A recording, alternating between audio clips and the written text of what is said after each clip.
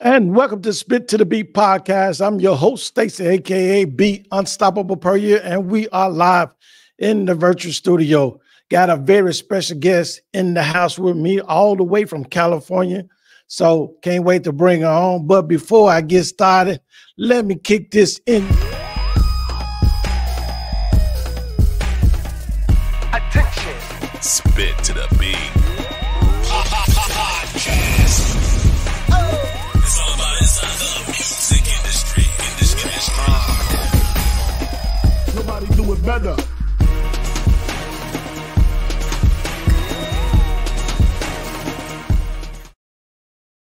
Hey, don't forget to catch all my latest episode clips on Facebook at Stacy Beat Unstoppable Per Year or Stacy Spit to the Beat Per Year. Also, you can catch the full episode of this clip, show, and all my latest videos on YouTube at Spit to the Beat. Don't forget to subscribe, like, and hit that notification bell. I am back. I'm your host, Stacy, aka Beat Unstoppable Per Year in the house with me. Let's go, baby. Yeah. Joining me all the way from California, my guest, special young lady, been in the acting business for a long time. So I'm going to go ahead and bring her on right now. Hey. We got you? Okay, good. There we go.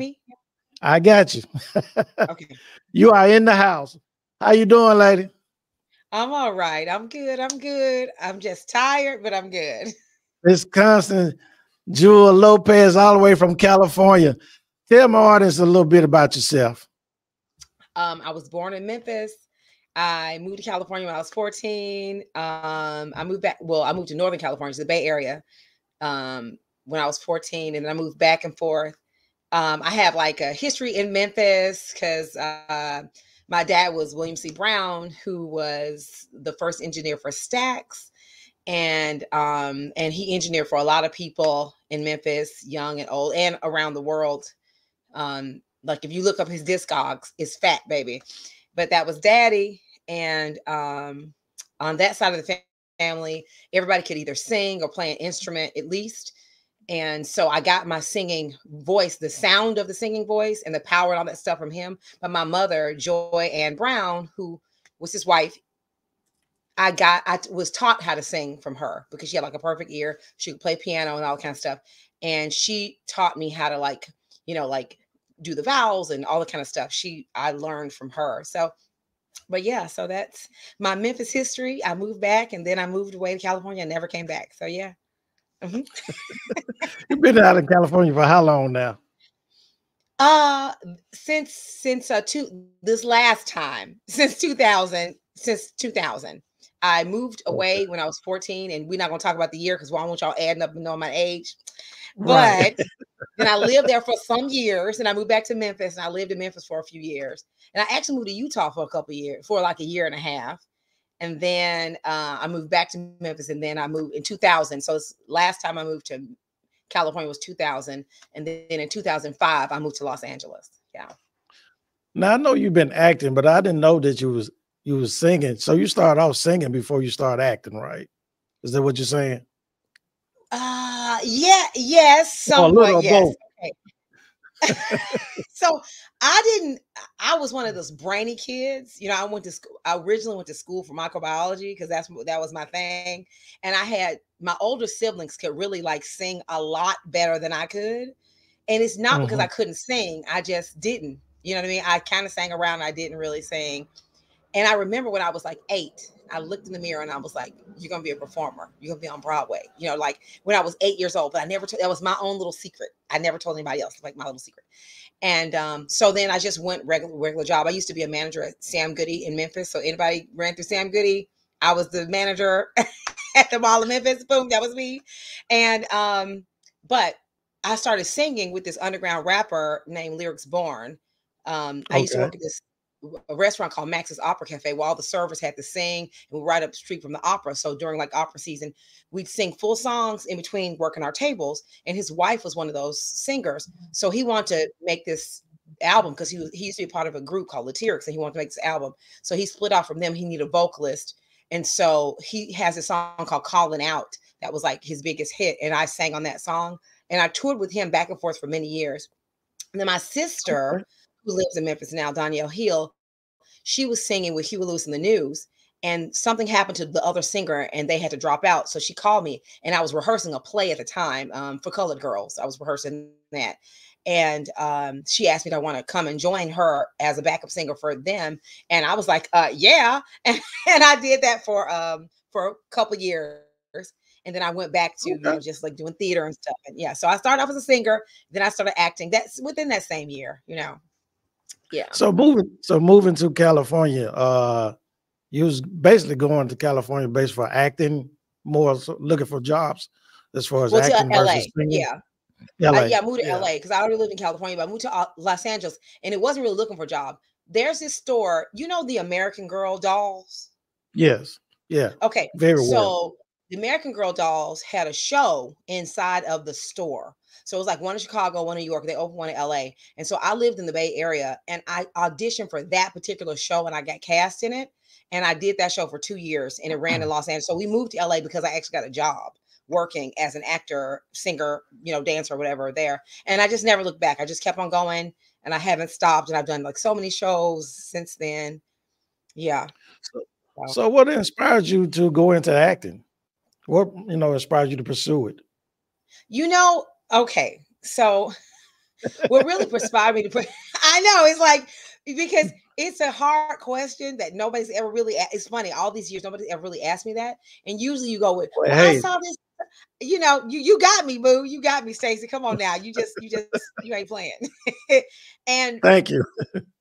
You're welcome. I thank you. Most people like think of some big star or that kind of thing. But my mama, she used to love those old timey movies. You know what I mean? Like those black and white films on what was it called, like TMC or whatever it was called back then. Those old movie stations. And she did a lot of like community theater acting. And she was like really dramatic. And she used to make up stories and tales and do all that stuff. And she was like a pageant mom too. So, you know, she had us in pageants and stuff. But I just knew that she was a housewife. And I knew that when they used to ask me what I want to be, I was like, I don't want to be a housewife. Nothing against housewives. Like right now, please let me be a housewife. Lord have mercy. But back then I was younger. I didn't want to do that. But I saw like the joy and happiness that she would get from watching those films. And so I watched them with her. And it's like, it just opened up a new world for me. Like she opened up a new world for me. And also like taking us to like, the Orpheum Theater to see shows and to the ballets. So she really inspired me to pursue it. But the funny thing is that I wasn't encouraged. I was inspired by her, but I wasn't encouraged to do it because I was really, really smart. And so I was encouraged to, like my oldest brother and sister were kind of encouraged to perform. Okay. I wasn't. I was encouraged to go the educational route and to, you know, be a scientist and that kind of stuff. Like because I was so smart that it was like, no, you're gonna be the smart one. You're gonna be the one that's going to college. You're gonna be. I knew in my heart, but I was like, okay, I'm gonna go this route, and I went that route. You know, you wanted to act. You said what? I said you wanted to act. Yeah, I wanted to perform. I really did. It was my own little secret. But she really inspired me to do it, although she encouraged me not to. Isn't that kind of crazy? But right. Yeah. Mm-hmm. Hey, look here. Hold tight. We're gonna come back. We're gonna talk about your challenging roles. Because you sent me such an extensive bio of all the plays that you have done. So we're gonna come back. We'll take a PA break. We'll be right back. Okay. Okay. You did good. We're gonna touch on a few. Be right back. Okay, hold on. Hey, this is Stacey, aka Beat Unstoppable Per Year with Spit to the Beat podcast. Would you like to be my guest if you're a singer, songwriter, musician, producer, or promoter? Give me a call at 901-341-6777 or email me at myguest@spittothebeat.com. And we're back to spittothebeat.com. I'm your host, Stacey, aka Beat Unstoppable Per You. Don't forget you can catch all my latest episodes at www.spittothebeat.com or on YouTube at Spit to the Beat. Joining me in the studio, virtually live, all the way from LA, Miss Constance, the actress, the extraordinary, all of that. So look, we left off talking about, your journey and stuff, what inspired you. You talked about mom really put that emphasis as far as you going into the acting and theater. Let's talk about some of these roles. Now, you have played in some major stage production plays, Color Purple. Come on, name a few to my audience. I was Sophia in The Color Purple. I was Effie in Dreamgirls. I was Dolores Van Cartier in Sister Act. Of course, that was the Whoopi Goldberg role. I was Motormouth Maybelle in Hairspray. I was something. What happens is people start asking you about your resume. You're like, I can't remember what it is. I've done a lot of Shakespeare. I don't know. You have it right there. Read it. I don't remember. Well, okay, let's talk about what were some of the most challenging roles? What were some of the challenging roles? What role that made you, really say, man, I got to step on my game, make sure that I deliver this character that I'm playing before these people? Effie was a beast in Dreamgirls. It's two roles to me that were the most challenging, singing wise. Effie was a beast. Effie is a very difficult role, and she's so complex. You can't help but to love her. She breaks your heart. The thing about people don't understand about Effie is that most of the times when you're playing Effie and you're acting like me, you absorb like who the character is. You kind of become them, sort of. It's very hard because everybody assumes that Effie's like in there and she's like mad. And when she comes out, she thinks she's better than everybody else. But Effie was also a child like the rest of them. L'Oreal was 17, Effie and Dina were 18. So they're all children and they believe Curtis's lies. So by the time she flips out loud, it's because she's been lied to. And what's challenging is oftentimes the directors, if they don't do their due diligence and their study, and oftentimes, we're directed by people who aren't us, who don't understand the plight of being Black, you know what I mean? With a capital B. And so they don't really know, come on, they don't really know how to direct us in that way. And they just assume that, they see a big Black girl and they're like, oh, like she's just got this attitude. And it's not that case. And it was fighting against that. So you're getting treated badly as an actor to play this role, and you want to do justice to the character and your Black culture, because there's a lot of cultural things about this show. On top of that, to sing those notes are so hard and so heavy, and you're doing like 6 to 8 shows a week, is very isolating, because unlike everybody else, after shows, we party, we go out, we have a good ass time, we go out every night. Relax, you Effie, you can't do that. And so because you can't talk, you can't, I've been over y'all house and it's like, I can't, I'm on vocal rest. I can't say anything outside. And then you have to have like this diet and all this kind of stuff is really hard on top of that. So everybody thinks, oh, she's an asshole. Can I say that on this show? No, you're good. I was like, good. She's this because she don't want to hang out with us, but it's not. It's because you can't. And then in the show, everybody hates you. So it's emotionally hard and it's physically hard to do. And my second hardest role was Dolores Van Cartier in Sister Act. Because I was really ill when I was doing the role. So that's one thing. And then the other thing is Dolores wears some heels this tall. You got to sing, you got to dance, you got to like get chased by a murderer. You got to get, and you got to dance, you got to do, and you got to be funny on top of all that, which when I tell you, they are the most challenging, but 2 of the most rewarding roles I've ever had. Like, the best show I've ever done, though, is Color Purple at Celebration Theater. Was like hands down from top to bottom, best show I've ever done.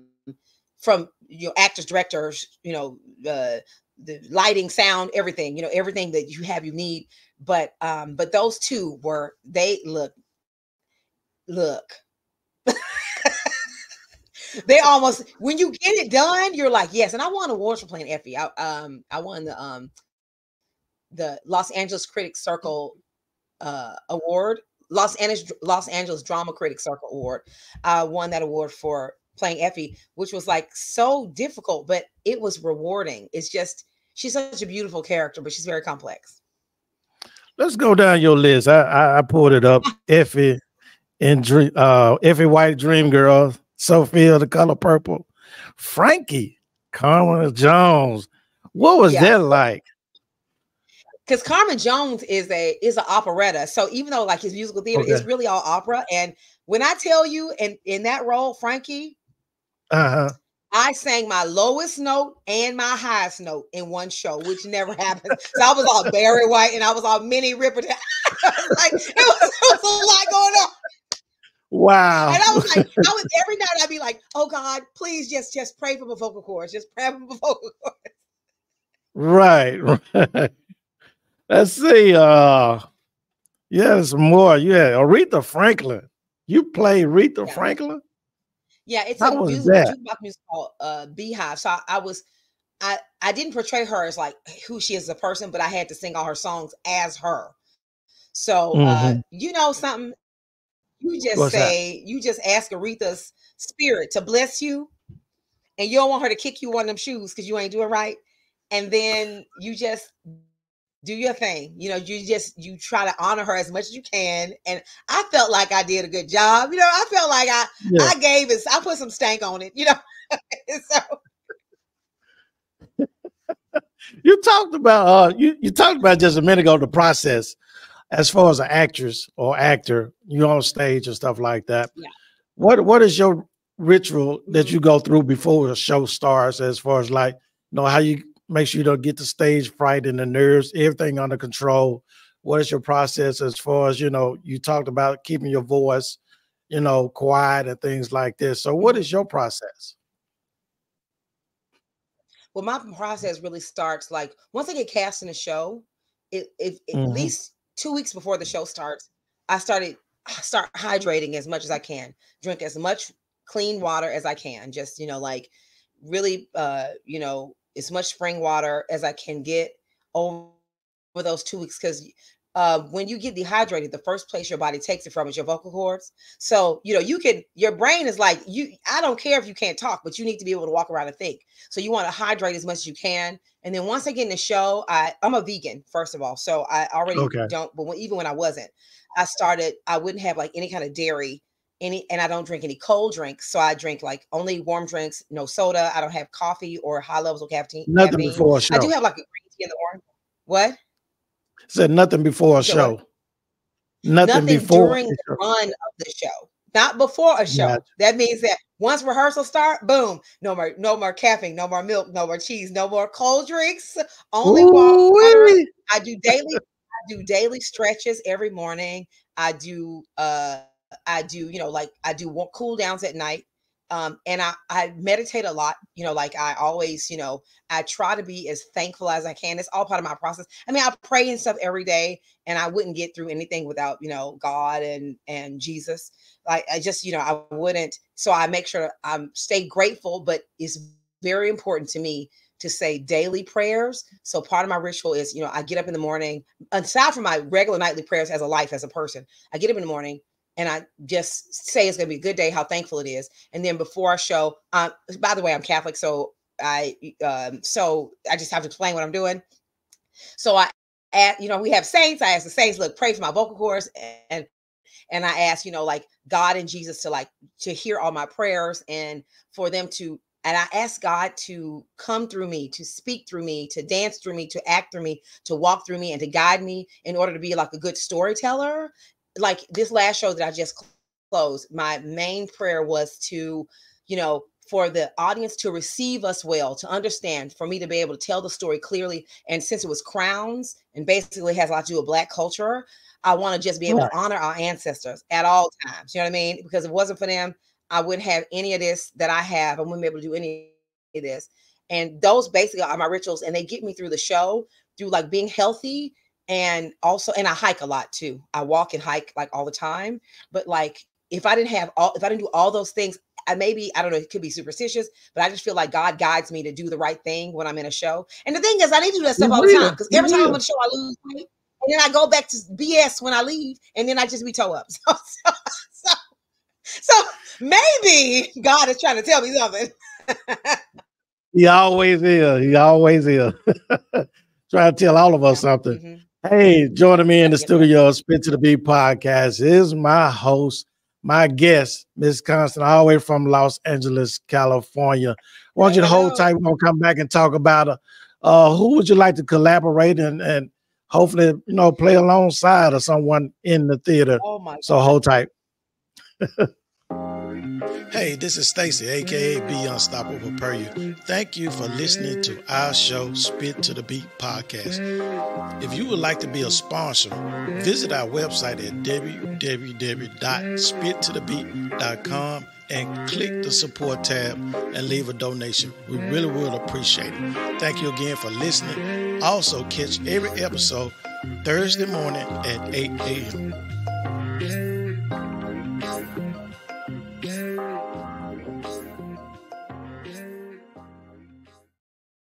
And we're back to Spit to the Beat Podcast. I'm your host, Stacey, aka Be Unstoppable Per You. Again, I'm joined in the studio virtually with a very special guest who, all the way from LA, Miss Constance, the actress, now the singer, everything. So we left out talking about career and all that stuff, your preparation for a show, getting rid of the nervousness or whatever. You such an experience now. I know you already have your pattern that you go through that you just talked about. Let's talk about some of the people that you would desire to work with, to collaborate with. Okay. Anybody in mind? Holler when I say this. Okay. You got to laugh when I say this. Okay. First of all, first person is Ava DuVernay. I think she's a brilliant director. I would love to work with her. Call me, girl. Call me. But you know who else I love to work with? Who's that? 3-6 and Project Cat. When I tell you, look, I would love. Look, let me tell you. Wait a minute. Before you say that, you just threw me a left field on that. Okay, come on with it. 3-6. When I lived in Memphis, I used to be manager of Sam Goody. Me and my friend Rhonda were both manager of Sam Goody, and we used to live in right across the street from the 3-6 studio. It was like a little ass shack, small little tiny place. We go over there every now and then and listen to music. But I'm telling you, like, I am from Memphis. You know what I mean? Like I lived there for a long time. I'm from Memphis, South Memphis, and I would love to work with 3-6 Project Pat, because let me, look, that's from my home. I'm trying to picture you. I'm trying to picture you singing it. They need somebody to holler, and I can holler. You know what I'm saying? Let me tell you, I can blow wigs off, baby. Because if I you gonna rap on this or what? You gonna rap? They always gotta have somebody singing a hook somewhere. Look, all I'm there saying you go. You gonna bring the hook? Make it happen. Make it happen. Or stop. Make it happen. Yeah, you got me on that. I ain't see that one coming. Nobody does. Look, I have every album. I mean, rest in peace. A true fan. You know what I'm saying? Rest in glorious peace. But I used to go to their shows when I lived in Memphis, and my friend Rhonda Martin and I, we used to just go out all their shows every time they played, and we listened to all their stuff. And look, and I just love Project Pat. I think he's hella dope, and he's hella nice. And I heard he has, I believe, I don't want to lie, but I believe he has some like thing where he collabs, where he goes to prisons and he ministers to yes, he does. Project prisoners Pat, or something like that. You know what I mean? Yeah. And I that on top of that, like, just made my heart just swell up into the sky. You know what I'm saying? And I feel like I don't live there anymore, but I'm always showing love for my city. I'm always going to be a Memphis girl. I always say, LA girl, Bay Area girl by way of Memphis, and my family, they still live there. My dad was born and died there. You know what I mean? And my dad is in the Stax Museum, where you can go see him in the Stax Museum. He was hella dope, and he loved all those artists. And he always said, you got a good ass hook and a good beat, you can make it happen. And yes, I'm a theater actress, and yes, I'm this and I'm all that. But to me, that's all artistry. It's all music. They're fucking poets. And people want to sleep on that. But since when? Hip hop was what, 50 years? This is the 50th anniversary of hip Yes, hop, it baby. is 50 years celebration. And, Yeah. and it's extremely important that we recognize that. And I was born, you know, in the rural whatever that year I was born in, but I grew up with that music my whole life. You know what I mean? And I had an older brother that played it all the time. My little brother, he was rapping all the time. And my other brother, he, you know, he dances and stuff. Look, to me, hip hop culture is Black culture. Black culture is a, Yes. you know, It is has us. Black history. Black history is American history. Yeah. You know what I mean? And everybody want us. Don't nobody want to be us, like they say, but everybody want us. Everybody want what we got. Yeah. And I You think can they're see, hella dope. you And can I see work it with even them all over big time. international. Over in international, Yeah, you know, that's right. Chinese and Japanese, Think about they all the mimic. K-pop and all that kind of stuff. That Yeah, ain't nothing but yeah, some 90s R&B hip hop. Everybody wants to exactly. reinvent us. And it's isn't it funny how when they do it, all of a sudden it's somehow bigger. They want us, but they don't want us doing us. Right, right, So right. back, It's I crazy. want to work with 3-6 and Project Vet. And And I you feel put it like in I the atmosphere. I have believe it's gonna happen. spoken it, and it's gonna happen. It's gonna happen. It's Oh, it's gonna gonna happen. happen. Hey, since you just talked about that, what advice would you give to young actors and actors or singers coming up, want to get into the theater business industry? What advice will you give them? Stay prayed up, don't give up, and show up. Those are my three main advice. Sometimes, now look, I'm talented, and that's not a boast. I just feel like, you know, like if it's just a fact, it's a fact. I'm talented. Am I the most talented in the world, that's opinionated? I know. But sometimes I've gotten jobs because I was the only person that showed up for that particular part. Mhm. And don't let anybody tell you that you can't. Like, it's like, think about all the one hit wonders they had in the 80s, and people are like, oh, one hit, well, there's one hit more than you know, and Right. just don't try not to worry about what other people think of you. It's really about what you think of you, and then stay true to what you believe in. Like, just stay faithful to what you believe in. And I really think that it was soar. Don't like sell yourself short. But those are the main things I say, just stay prayed up, and definitely show up, and then just don't give up. Just keep on going. Because in this industry, I audition so much, and now with self-tapes, you audition so much, and we're the only industry, the only one that gets rejected 95% of the time. And we have to lie to ourselves and be like, oh, great. I'm glad. Thank you for rejecting me. I hope you see me next time. You have to build up enough thick coat of skin to where you get rejected so much that it doesn't hurt you and you can move on. But I always say that, like, there's never ever been a time in my life that I didn't get cast in something that something else better did or more important didn't happen to me. What I mean by that is, like, I don't get cast in this and I'm like, oh dang, but I get a better show that goes further with a better reach that pays way more money. Or something sad, like I don't get cast in a show and somebody in my family dies and I can be there to support the rest of my family. Because my brother got married 2 weeks ago and I didn't go to his wedding because I Yeah. was in a show, because we have to cut off all life. So sometimes when you don't get cast in something, it's God's way of saying it's something else for you. So always look at things like, I didn't get this. What else is there? Because I know something else is coming. And more than likely, it's something better or something that I'm needed for. So you keep that spirit, you're good. Now you just tapped into my next question and my final question. Maintaining your personal life from the business life. How do you juggle? It's not the easiest thing in the world, but you have to have boundaries. You have to have Mhm. boundaries. You have to learn how to say no and let that be the full paragraph that you said. You don't not give excuses for things. And you have to find out, like, look, like I missed my brother's wedding. Okay. I asked for the time off. Right. I couldn't go. Good And of example. course that's painful. You know what I mean? It's painful for me, but my family understands a lot. Oftentimes your family, thank God I have a family that understands Yeah. what it's like to be an artist and a performer. But there are some things I'm not going to waver on. I remember, like, the year that it was my 20th wedding anniversary. Okay. Okay. And my Oh. manager was like, why won't you do this job? Well, can you move this trip? No. I know. I was married as a fetus. You know what I mean? I got married when I was 2 years old. Whatever. Anyway, moving on. I'm just saying. You know, Okay.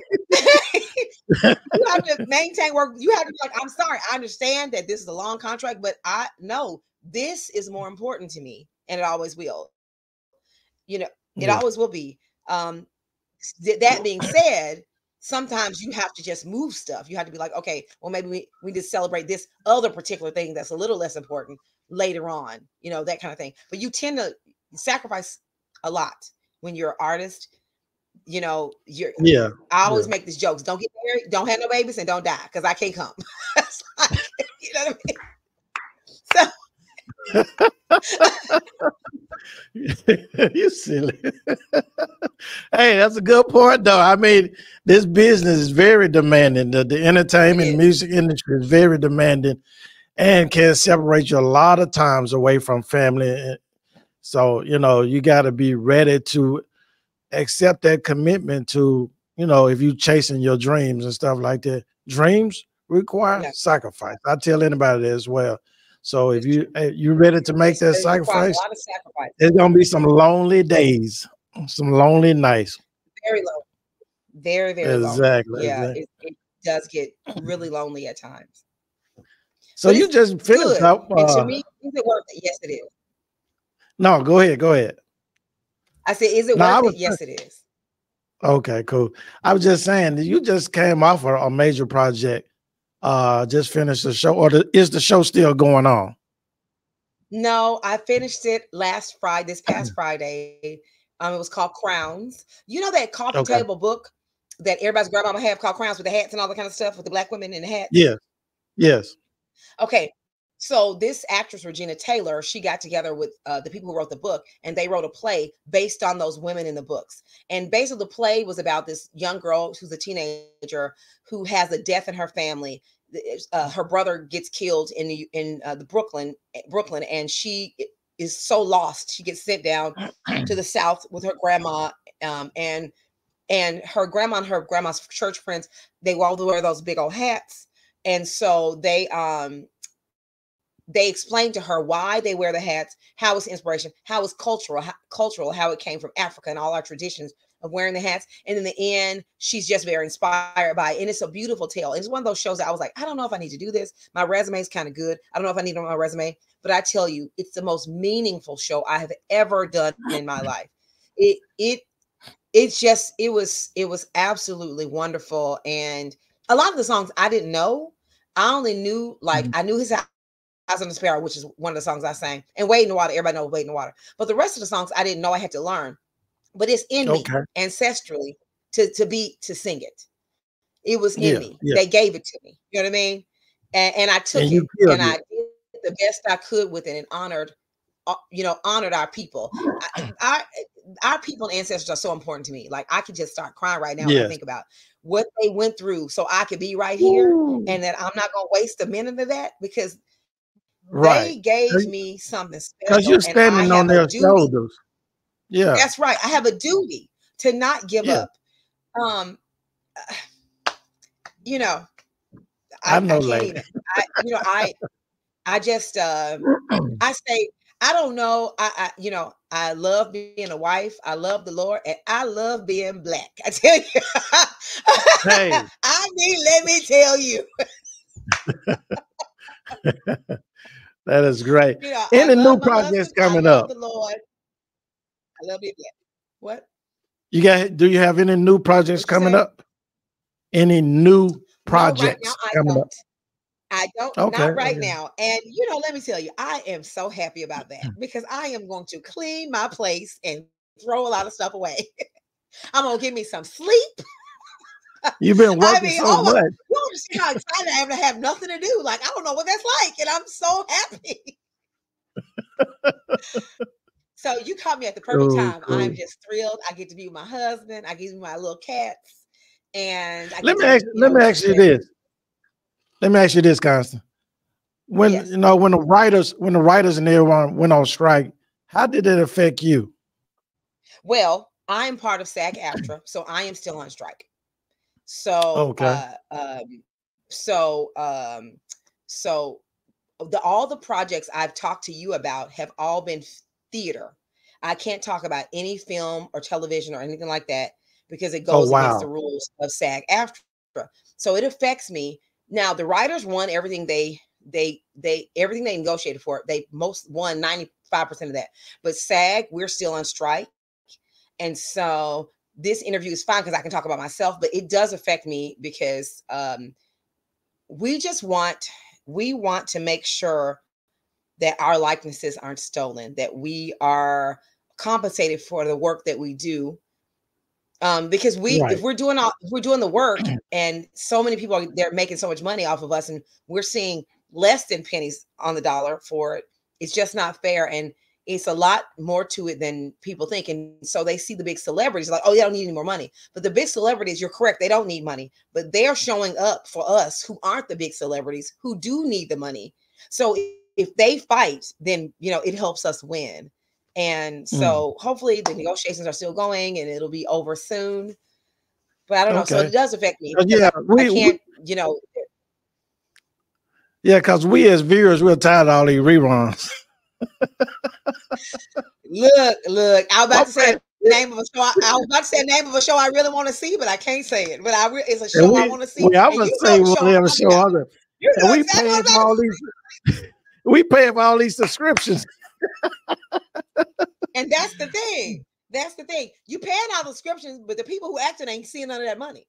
So wow, that's amazing. Oh my God. Well, I definitely hope it's one hit show that came out, and the women on the show that was a hit show was still having to work jobs at restaurants at the same time. They on this hit show because they're getting paid so little. Call me on the phone over on that one. Tell me the name over the phone. I'll text you when we hang up what it is. Wow, because I know Sean would love to hear that. But look, I want to thank you for joining me on Spit to the Beat podcast and taking our time to talk to my audience about theater career and singing and stuff like that and what all that it entails. Thank you so much. I really do appreciate you.